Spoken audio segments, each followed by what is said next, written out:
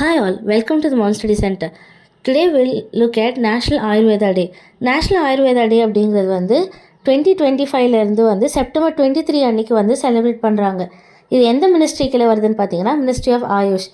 மெயினான ஈவெண்ட் எங்கே வச்சு செலிப்ரேட் பண்ணுறாங்கன்னு பார்த்தீங்கன்னா All India Institute of Ayurveda கோவாவில் ஒன்று இருக்குது, நியூ டெல்லியில் ஒரு இன்ஸ்டியூட் இருக்குது. இந்த வருஷம் பார்த்தீங்கன்னா கோவாவில் இருக்கிற இன்ஸ்டியூட்டில் தான் செலிப்ரேட் பண்ணாங்க. எத்தனை வருஷமாக செலிப்ரேட் பண்ணிகிட்ருக்காங்கன்னா இது வந்து 10th இயராக வந்து செலிப்ரேட் பண்ணுறாங்க.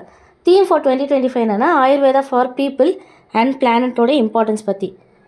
ஸோ பேக்ரவுண்ட் என்ன அப்படின்னு பார்த்தீங்கன்னா ஃபஸ்ட்டு வந்து நேஷ்னல் ஆயுர்வேதா டே எந்த இயரில் செலிப்ரேட் பண்ணாங்கன்னா 2016.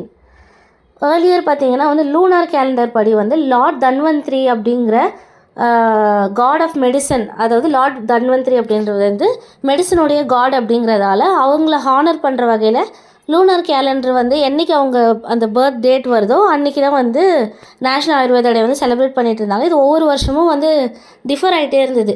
அதனால் இந்த இயர்லேருந்து வந்து செப்டம்பர் 23 அன்றைக்கி வந்து செலிப்ரேட் பண்ண ஆரம்பித்தாங்க. வேர்ல்டு ஆயுர்வேதா காங்கிரஸ் வந்து யார் எஸ்டாப்ளிஷ் பண்ணாங்கன்னா வேர்ல்டு ஆயுர்வேதா ஃபவுண்டேஷன் வந்து எஸ்டாப்ளிஷ் பண்ணாங்க.